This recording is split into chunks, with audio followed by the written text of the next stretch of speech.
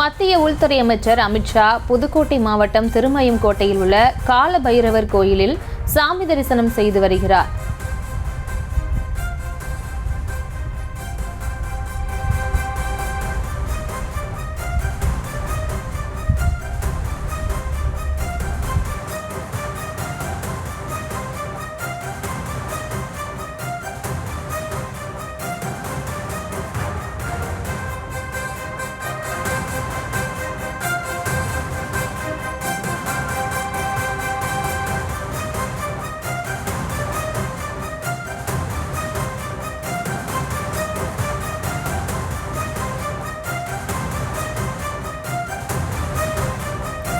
மத்திய உள்துறை அமைச்சர் அமித்ஷா புதுக்கோட்டை மாவட்டம் திருமயம்கோட்டையில் உள்ள கால பைரவர் கோயிலில் சாமி தரிசனம் செய்து வருகிறார்.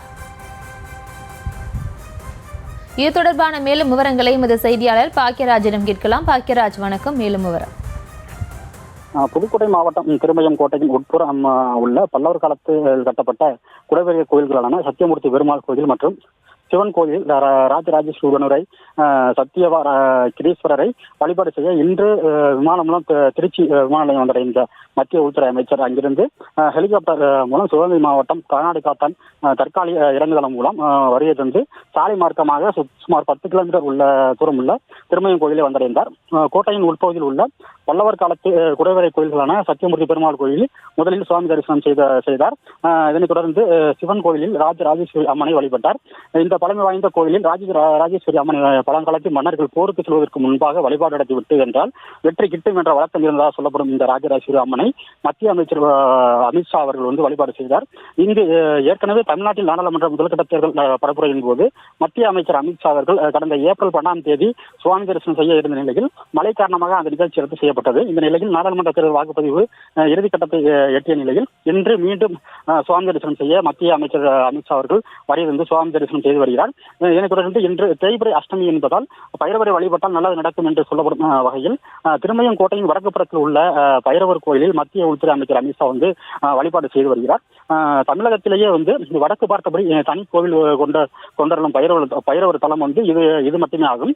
கோயில் முன்புற சாலையில் செல்லும் வாகனங்களுக்கு பாதுகாப்பு தரும் கண்கண்ட தெய்வமாக கோட்டை பைரவர் விளங்குகிறார். இத்தகைய சிறப்பு வாய்ந்த பைரவரை மத்திய அமைச்சர் அமித்ஷா அவர்கள் வழிபாடு செய்தார். அவருடன் தமிழக பாஜக தலைவர் அண்ணாமலை, மூத்த பாஜக தலைவர் எச் ராஜா உள்ளிட்டோர் உடனிருக்கின்றனர். மத்திய அமைச்சர் வருகையொட்டி பக்தர்கள் வழிபாடு செய்ய அனுமதி ரத்து செய்யப்பட்டுள்ளது. போலீசார் கண்காணிப்பு கேமராக்கள் அமைத்து தீவிர பாதுகாப்பு பணியில் ஈடுபட்டு வருகின்றனர்.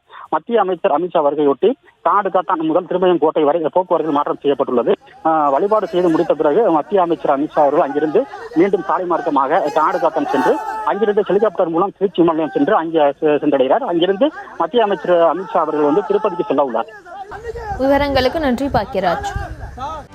செய்திகளை உடனுக்குடனும் துல்லியமாகவும் தெரிந்து கொள்ள சப்ஸ்கிரைப் பண்ணுங்க.